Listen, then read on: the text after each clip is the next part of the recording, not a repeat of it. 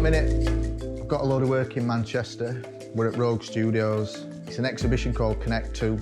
So it's myself and another artist, Rachael Addis.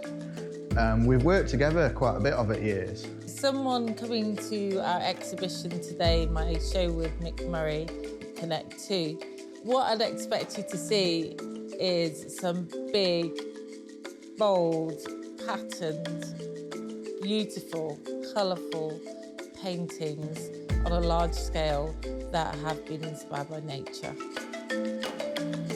I would describe this exhibition as beautiful. Contrast in terms of the mark making. Impressive. Bright. Natural. Stimulating. Vibrant exhibition, it hits you when you walk through the door. Supernatural. Exuberant. Big. Colourful, I think. And exciting. So we had a show together back in 2022. I met Mick back in 2020 and we struck up a relationship where we support each other creatively, and we realised that our work really connects, hence why we called the show Connect. Although our work visually is quite different, we're both interested in the natural world, the landscape, meditation, because all this mark making, it is meditative, it's repetitive, it's a process.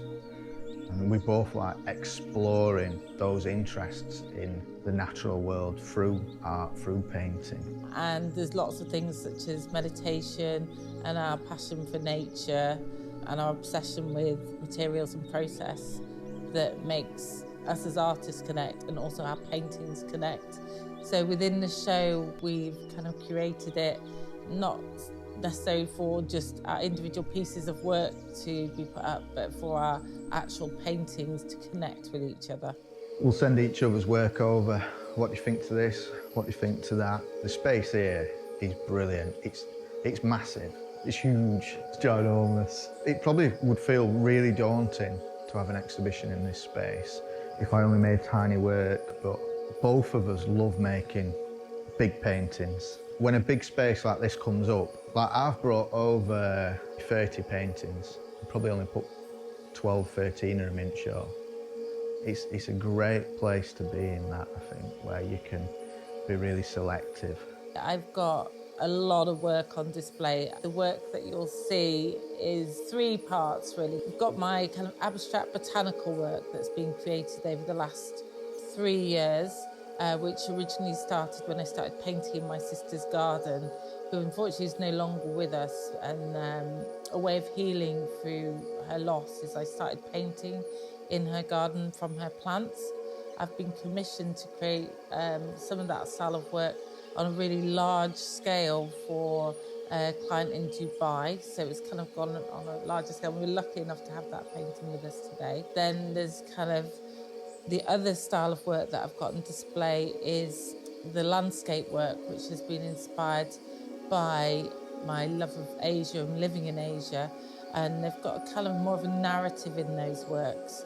So, for example, I've created a painting based on an olive tree, and my friend gave me a book of olive trees that had been destroyed in Gaza, and I started looking at the importance and the symbolism of olive trees.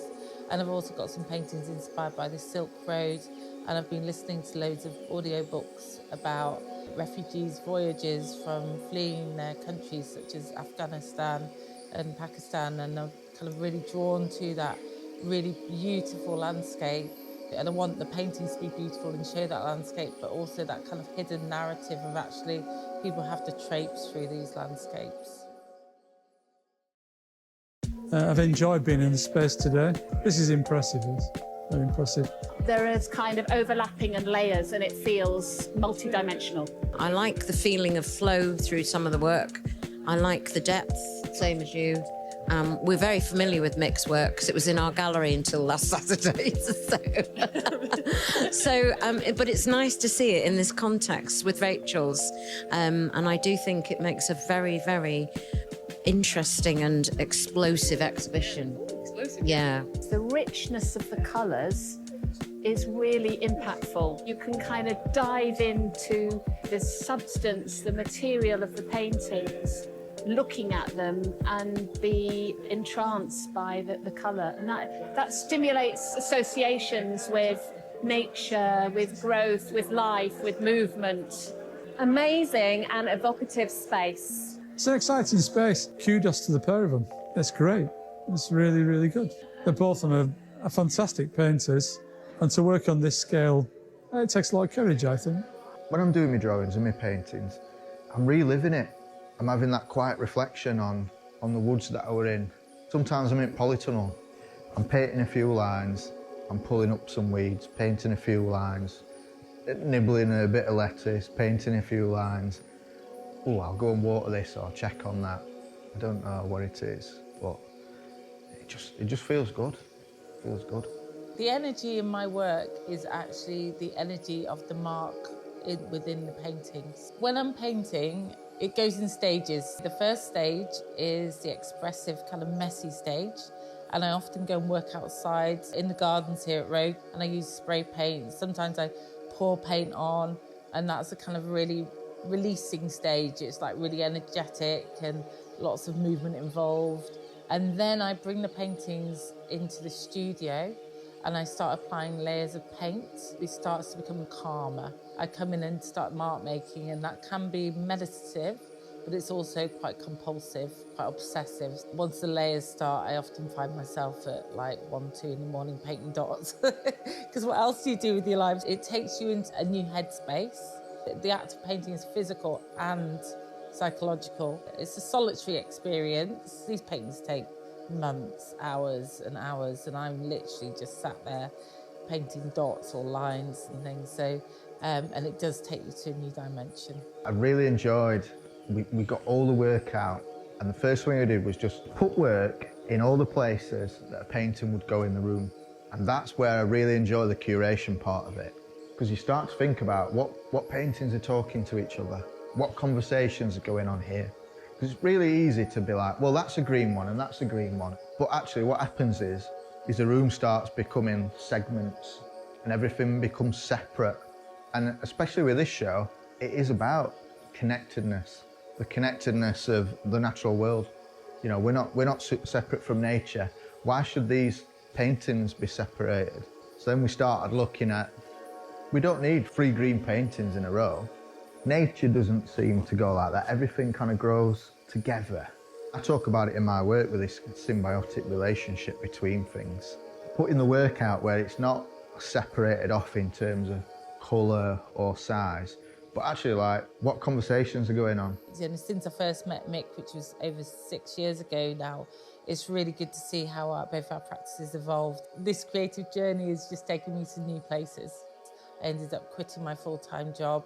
I ended up working as a school artist with special needs kids 2 days a week, which is another thing that's really, really important to me. I've learned lots about how to do creative activities with children with very, very complex disabilities. And you may not see that in my actual everyday practice, but it is kind of, it all does come around full circle. And the children from the school came to the exhibition, which was really, really special. They created paintings in response to mine and Mick's work. I think we forget that art is for everyone, because you make art before you can write and before you know how to speak. You're already starting to create things, and people should come in here just to reconnect with that, because they are quite playful. It's really important to come to galleries and artworks. Seeing it makes me feel just inspired. I think something that popped up in my head when we were putting the show together with this idea, when you're looking at a wildflower meadow, you're looking at all these different plants and flowers together, all blooming as a whole. You're not looking at little chunks and separate patches. It looks amazing because all the work, all the flowers are growing together and they all just merge together to make this beautiful image. And I feel like the show's kind of done that, really.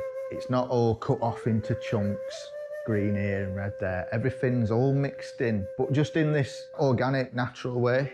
What I've learned from doing this show is working with Mick. He makes me more professional.